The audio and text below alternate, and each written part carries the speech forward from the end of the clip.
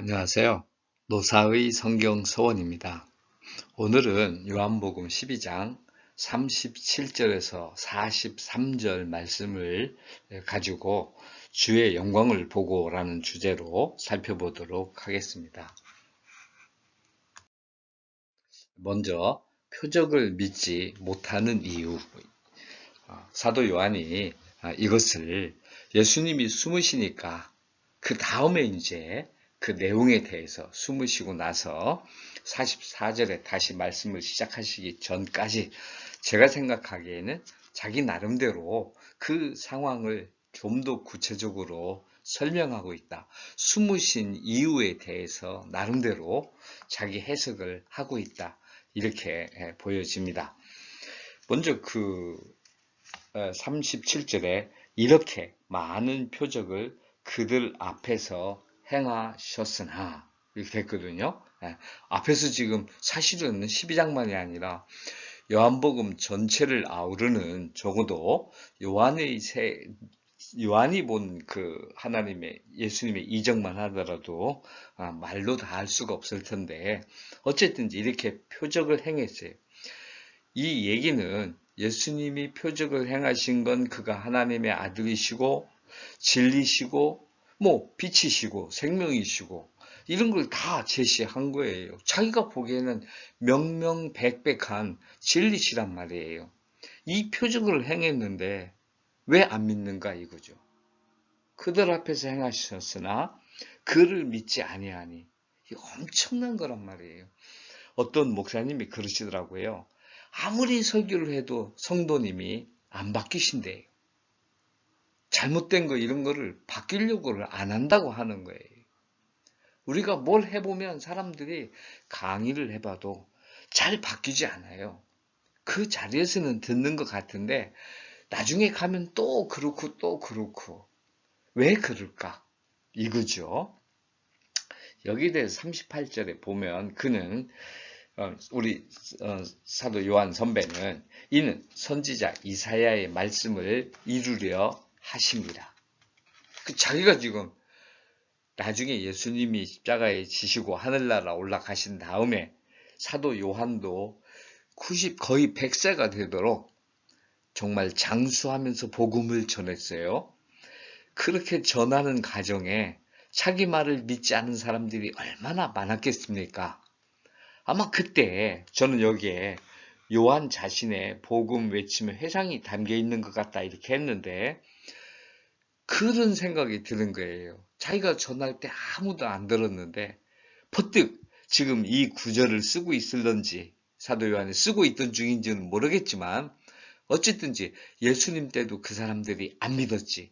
이 생각이 떠오르는 게 아닌가. 성령님이 깨우쳐 주신 게 아니냐. 그러면서 본 게 이건 성경의 말씀을 이루려 함이었구나. 이스라엘 백성들에게 선지자로서 대선배인 이사야. 이 이사야 선지자의 말을 기억을 하게 난 거죠. 누가? 주여 우리에게서 들은 말을 누가 믿었으며 38절에 보면 그리고 주의 팔이 누구에게 나타났는가 하였더라. 이사야가 그렇게 외치고 해도 안 했었단 말이에요. 안 믿었단 말이에요. 그러니까 사도 요한도 그걸 깨닫고 지금 이렇게 얘기하고 있는 거죠. 도대체 그때 주의 팔이 누구에게 나타났던 거지요?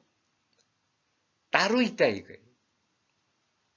이게 지금 요한 자신의 복음 외침의 해상이 담겨 있다. 여기에 엄청난 비밀, 우리가 깨닫고 또 우리 삶에서 적용해야 할 그런 가치 있는 분명한 이유가, 메시지가 있다고 생각합니다. 그 다음에 또 말씀하신 것이 39절에 그들이 능히 믿지 못한 것은 이 때문이 곧 이사야가 다시 일렀으되 40절 그들의 눈을 멀게 하시고 그들의 마음을 완고하게 하셨다. 눈을 멀게 하고 마음을 완고하게 하셨다. 왜 안 듣는가? 사도 요한의 복음 전함도 예수님이 부활하시고 승천하셨다는 걸 자기가 눈으로 보고 이렇게 진리를 외치는데 자기 손을 통해서 하나님이 나타주신 기적들이 엄청나게 많았을 텐데 어찌해서 믿지 않는가? 이것이 하나님이 눈을 멀게 하고 마음을 완고하게 하셨습니다. 그래서 깨달아 고침을 받지 못하게 하십니다. 내게 고침을 받지 못하게 하려 함이라 하였더라. 40절 말씀이에요. 이건 뭐죠? 지금 우리가 이제 신학적으로 잘 이렇게 생각해 볼 필요가 있는 거예요. 일단 그들이 듣지 않고 보지 않고 믿지 않는다고 주의 영광이 사라지거나 부인되지 않는다. 이 사람들이 안 믿었어요. 완고하게 안 믿었어요. 얼마나 사도 요한에게 지금 우리에게도 믿는다고 얼마나 멸시하고 완고하게 하는지 몰라요.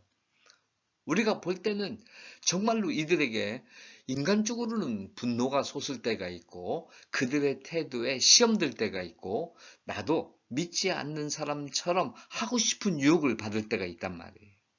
이때 우리가 분명히 기억해야 할 것이 하나님이 저들을 완고하게 한 거지 쟤네들이 잘나가지고 믿지 않는 사람들이 잘나서 스스로 하나님의 말씀을 거부할 수 있는 능력이 없다는 거예요. 왜? 그들의 믿지 않음에 의해서 우리의 믿음이 또는 그리스도의 주의 영광이 오늘 제목을 주의 영광이다. 주의 영광을 보고 오라고 했는데 이렇게 얘기할 수 있는 것은 주의 영광이 그들의 믿지 않음 오만 가지의 불편함 악을 행함 로마서 1장에 보게 되면 2장 다 이쪽에 율법을 통해서 알 수 있는 바와 같이 온갖 세상 사람들이 저지를 수 있는 죄악, 음란, 이 간음 뭐 이런 게 다 나오잖아요. 네, 증오, 질투 이런 게 다 나온단 말이에요. 그런 거에 불구하고 그런 것에 조금도 위축되지 않고 주의 영광은 영원히 주의 영광이다 그 얘기란 말이에요. 우리가 기억할 것은 요거는 이제 칼뱅의 내용을 제가 봤는데 주석에서 하나님은 인간이 하는 일을 하늘에서 지켜보고 있다. Behold 이거를 선포한 디클레어 분명하게 드러내는 게 아니란 말이에요. 뭐냐면 하나님은 당신이 하고자 하는 일을 선포하시는 거예요. 그러니까 하나님이 내가 눈을 멀게 하고 마음을 완고하게 했어. 그래서 돌아오지 못하게 한 거야. 이건 하나님의 주권입니다. 그런데 인간들이 자기들이 해가지고 하나님의 권능에 의해서 주권에 의해서 이렇게 하실 수 있는 거예요. 그런데 인간은 말이에요. 그 사람들 마음을 다 보면요. 전부 다 하나님에 의해서 한 거가 아니고 다 자기가 한 걸로. 예컨대 가룟 유다가 말이죠. 예수님을 제가 몇 번씩이나 말씀드린 것 같은데 예수님이랑 떡을 떼고 만찬에 참석을 했어요. 예수님을 믿었으면 됐어요. 11명 제자들은 다 예수님을 따랐어요. 예수님이 부활할 건지 죽을 건지 이런 것도 못 믿은 건 다 똑같아요. 그런데 가룟 유다는 떡을 받고 지발로 나갔다고 해요. 이 자유의지를 주셨단 말이에요. 하나님이. 거부할 수 없어요. 본성상 타락한 것과 인간에게 그렇게 할 수 있는 자유의지를 주신 것, 이거는 하나님의 권능일 뿐이지 하나님 안에서 모순되는 게 아무것도 없습니다. 결국 예정론이라고 하는 것은 하나님이 당신이 하겠다는 뜻을 선포한 것이지 다른 게 아니란 말이에요. 인간이 예정해 놓고 왜 그러세요? 이렇게 말할 수 있는 영역이 아니에요. 하나님 보고 천지창조를 왜 했어요? 나를 왜 만들었어요? 이렇게 따지는 것하고 똑같잖아요. 이 부분을 우리가 정확하게 기억해야 하고 잘 분별을 해야 됩니다. 하나님이 이렇게 말씀하시는 건 내가 완고하게 했다는 건 하나님의 권능이고 하나님의 영광입니다. 하나님의 영광이 그 어떤 존재나 사물로부터도 전혀 침해받지 않으심이에요. 우리는 이렇게 선포할 수밖에 없어요. 이게 하나님의 말씀이에요. 늘 우리가 기억할 것은 우리가 어떻게 하는지 보고 거기에 따라서가 아니고 하나님이 당신의 뜻을 우리를 활용해서 펼쳐 가신다는 거죠. 그래서 우리에게 할 말이 없는 거예요. 그럼 우리가 봐야 할 것은 무엇이냐? 사도 요한이 우리와 똑같은 처지에서 주의 영광을 보지 못했더라면 결코 이런 말을 할 수가 없어요. 사도 요한이 이렇게 기록할 수 있었던 것은 주의 영광이 세세에 영원하기 때문이죠. 그거를 살펴보도록 하겠습니다. 일단 마음과 입의 중요성 좀 먼저 보고 가요. 사람이 로마서 보게 되면 마음으로 믿어 의에 이르고 입으로 신은하여 구원에 이르니라. 이거를 예정론에 갖다 붙이면 안 됩니다. 사람이 해야 할 몫입니다. 그래서 반드시 우리가 따져봐야 됩니다. 우리 심리학에 대해서 좀 생각해 볼 필요가 있어요. 이 마음 역시 하나님이 주시는 것입니다. 우리는 어떻게 주시는지 잘 모르지만 우리가 하나님의 마음을 받았다는 걸 성령의 깨우침을 통해서 알 수가 있어요. 그리스도가 우리의 구주가 되는 방식은요, 성령님의 깨우침을 통해서입니다. 성령님의 감동으로. 그래서 감동이 없으면, 성령의 감동이 없으면 안 돼요. 이게 지금 마음과 입으로 시인해야 된다. 이게 복시예요. 하나님이 선택해놨는데, 우리는 하나님이 누구를 선택했는지 모른다니까요. 다 비밀에 붙여져 있어요. 마지막 하늘날 심판 날아가서 하나님의 최후의 심판 앞에 설 때까지 아무도 모릅니다. 그러니까 하나님의 말을 가지고 자기에게 적용해서 인간적으로 장난질 쳐서는 안 되는 거예요. 그건 저주입니다. 자기에게 저주가 되는 거예요. 분명히 예수님이 뭐라고 그랬어요? 나를 기념하라. 떡과 포도주를 말이죠. 그러면서 사도 바울을 통해서 깨우치면서 죄를 알지 못하고 먹고 마시는 자, 이거를 하나님의 명령으로 지켜야 할 의례로 생각하지 않고 장난처럼 먹는 자, 이거는 죽음이라는 거 아니에요. 예수님에 대한 모독이요, 부정이요, 자기 자신에 대한 모독이잖아요. 그래서 마음과 입은 중요합니다. 믿어야 됩니다. 믿게 해달라고 기도해야 됩니다.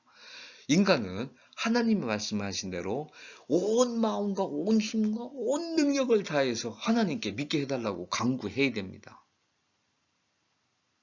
하나님이 내가 택했다고 하신 것과 내 부분에서 내가 해야 되는 것, 예수님이 우리를 위해 죽으신 건 뭐죠? 그 간구함을 구하는 자격을 준 거 아닙니까? 그리고 우리가 간구했을 때 받을 수 있도록 해주신 것 아닙니까?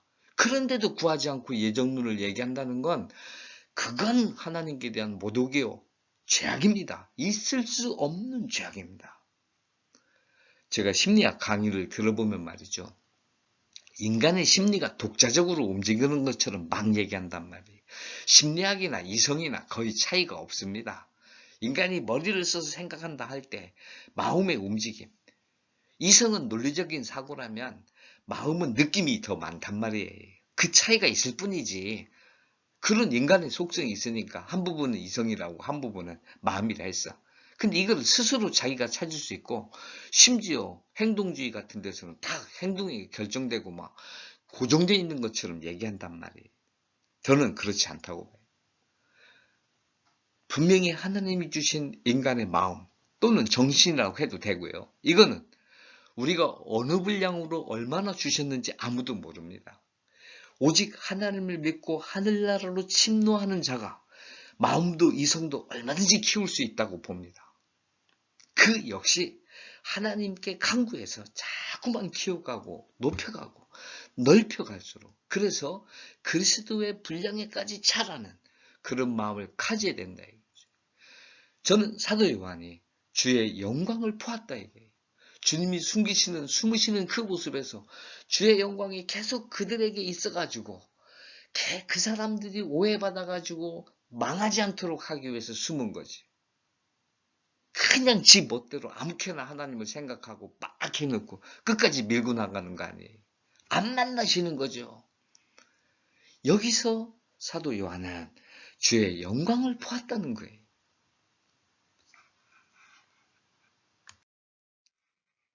주의 영광입니다. 그들의 믿지 않는 마음에 솟는 교만함, 바리새인들의 살기 등등함, 출교를 두려워하여 고백하지 못함, 이런 것이 다 주님의 영광 안에서만 해석이 될 수 있는 거예요. 주를 가리켜 말한 것이라. 주의 영광은 영원하며 주님은 영원히 주님이시다. 이것을 저는 봤다고 봅니다. 우리도 주의 영광을 보아야 하겠습니다. 어떤 믿는 자들과 그들의 처세 42절에서 43절 말씀으로 잡아봤습니다. 관리 중에도 믿는 자들이 많다 이렇게 했어요.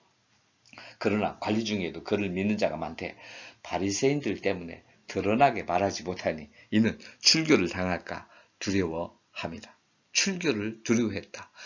이스라엘이라는 게 12부족으로 돼 있고 각 시족마다 쭉 연결되어 있는 거 아닙니까? 우리나라도 가부장제 또는 이게 족벌이란 말이에요. 엄청났습니다. 그래서 족장이 가족장이 말이죠. 사법 판단권을 가지고 있었단 말이에요. 조선시대 때.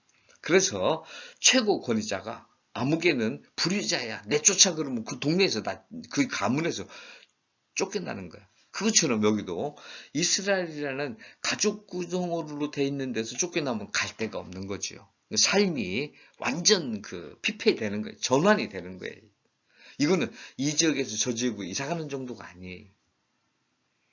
그래서 그렇게 두려울 수밖에 없었다. 그래서 이제 믿음이 약해졌다. 이거 우리 모습이잖아요. 하나님의 영광보다 사람의 영광을 더 많이 사랑했다. 이때 우리가 따져볼게. 과연 사람에게 무슨 영광이 있는가? 도대체 요새는 대선 기간이라서 다 대통령 되겠다고 서로 얘기하고 남을 그렇게 막 욕하고 자긴 잘났다고 얘기하더라고. 정말로 사람의 영광이 뭘까? 5년 지나면 다 끝나가요. 문 대통령이 이제 5년 끝나가는 거예요. 대통령이 그렇게 기억되나요? 뭔가 영광, 사람의 영광이라는 게 뭔지 깊이 생각해 볼 필요가 있다.